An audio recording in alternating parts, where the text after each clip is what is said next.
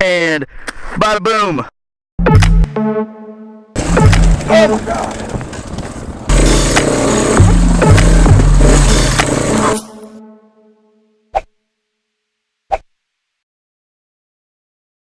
Hey, it's Billy J. Story Moto ADV. This is a microphone because I couldn't find any words to clip it where it wasn't making noise. Funny story real fast, and I got something amazing to show you guys, something really cool to show you guys, and something very important to show you guys. It's going to take just a minute. A few years back, Oliver, our son, would pee in the backyard.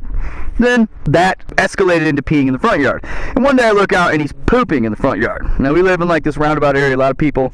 So I had to pull him aside and explain to him, you know, we don't... he couldn't understand the difference between peeing and pooping outside, and so I explained to him, you know, when we camp, those are times that we do have to go number 2 outside. So don't do it anymore. You can still pee in the backyard. Let's stave off peeing in the front yard. As you get older, they have laws about that. And so about a day later, he comes up to Bonnie and I, and he's like, hey, when are we going to go pooping in the camping? So ever since then, we've called it pooping in the camping. And we got to thinking about it. We got to Central Arizona, and we realized that because of the crowding, first let me say this. In our hometown, we're surfing, fishing, laying on the beach community. They recently privatized the beaches because it just became too crowded, and it was horrible, and it caused us to not want to go back, and it was something we thought would never happen. Our entire, you know, generations of our family was based on just enjoying the beaches, and now we can't do that anymore. And I've been talking to other riders and van lifers and things like that out there, and you know, everybody says, oh, well, they'll never close BLM lands, they'll never put up fences, they'll never do any of that. And I'm just here to tell you guys, it can happen, and it does happen, and it will happen as soon as the crowds are too much. And I'll tell you what, the first people to go are going to be us, adventure riders. So we'll be the first ones kicked off. And one of the things that we're doing is trying to make a voice, trying to get our brand up high enough where one day we do have a voice when that happens, because we couldn't believe that it happened to us, and it did. And we got to Central Arizona. We were dismayed to find out that you can no longer camp by the rivers, and it's because people are pooping.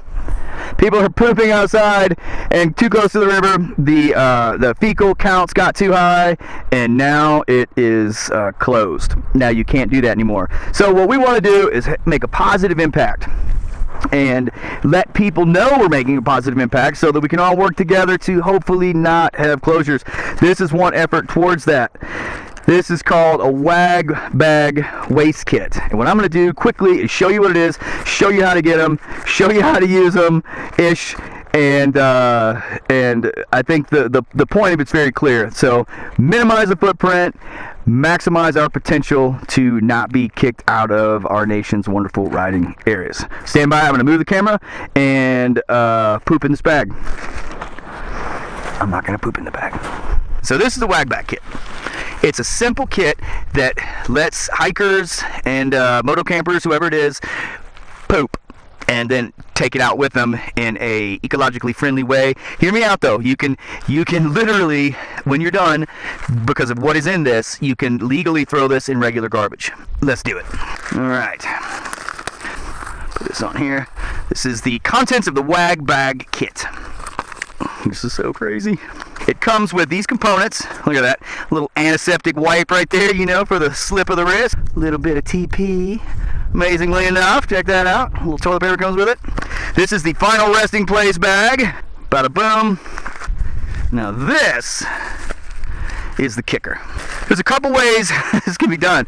It's this big dome-shaped bag, and you can place it over a bucket and sit on that. They have actually contraptions that fit these really well. Or you can go old school and open the bag as such. Now the idea is not to pee in this. It doesn't help the chemical process of decomposition. There it is. There's your throne. We all have different ways. Lean against a tree, do whatever you gotta do. In essence, you poop here. This powder in here is an organic powder, and it makes the fecal matter inert, no longer septic, and goes in a landfill and decomposes, plastic and all.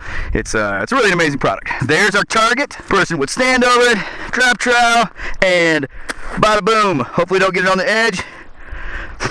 That is how it is done. There you go.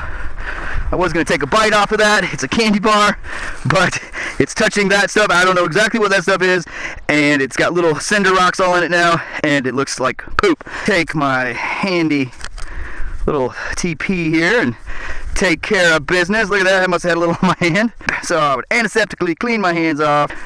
Bada boom. See, in this case, there was a little example candy poop on the side, so make sure you get your aim down. Pick our bag up, get all the air out of it. There's our business end that's seated in that powder, and try to seal it as good as we can by tying this off. Definitely don't want to do the pop bag balloon type situation, so maybe use that to cover it again. So now we've got 2 good layers on our candy poop in for the final bag with a Ziploc seal. Put it in there, then make a seal on the Ziploc, and there it is. Kind of brings a whole new meaning to get your hit together. Get your hit together. That'll stay there until we get to a suitable trash can. Story Moto out.